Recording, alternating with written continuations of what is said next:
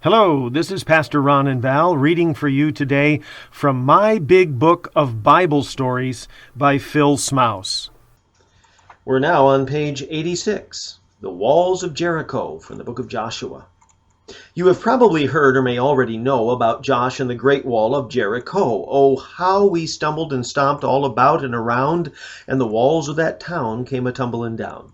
But I'll bet my big toe that you never did know or may never have heard one mysterious word about what happened after the walls finally fell, which is what I'm about both to show and to tell.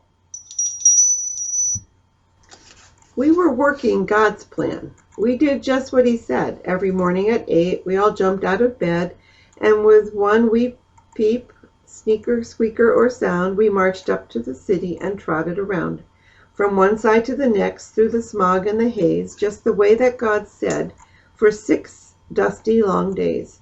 For this land was our land. We knew that although someone put up the city, it all had to go.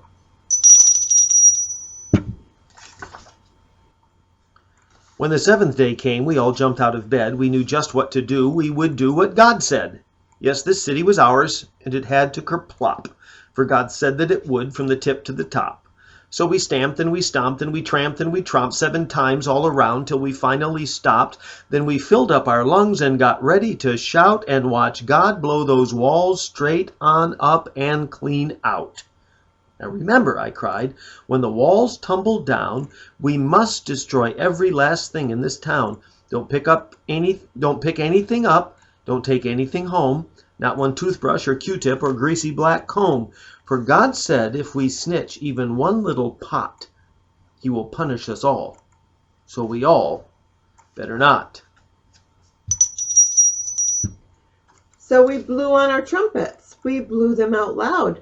Then we started to shout, and the walls tumbled down. From the east to the west, from the north to the south, the whole place bit the dust by the words of our mouth. Oh, but wouldn't you know, in that one certain spot, there where no one would know if he did it or not, there where no one would see, could be seen or get caught, Achan saw it and took it and knew he should not. For it glittered and twinkled, it sparkled and shined. Achan wanted it all he ever could find. He thought that he had it, but in fact it had him. It ripped open his heart and just stomped right on in, and it tangled and choked and infested the place where God once made his home, where he poured out his grace. And what once was so rich became desperate and poor.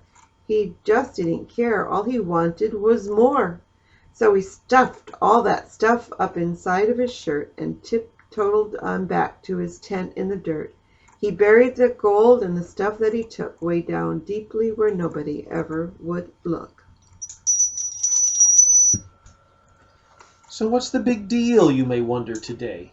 Oh, it's just some old stuff anyway.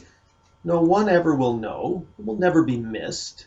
The problem is not with the stuff. It's with this. When God says, do not, what he means is, do not. And because of the one thing that Achan did do, more than 30 men died. Yes, and Achan died too. For God said if they took just one pot or one lid, he would punish them all. So he had to and did. God's rules are God's rules. He is God. I am not. I will do what God says because he is the boss. I may not understand. That's completely okay. I don't need to ask why. I will simply obey.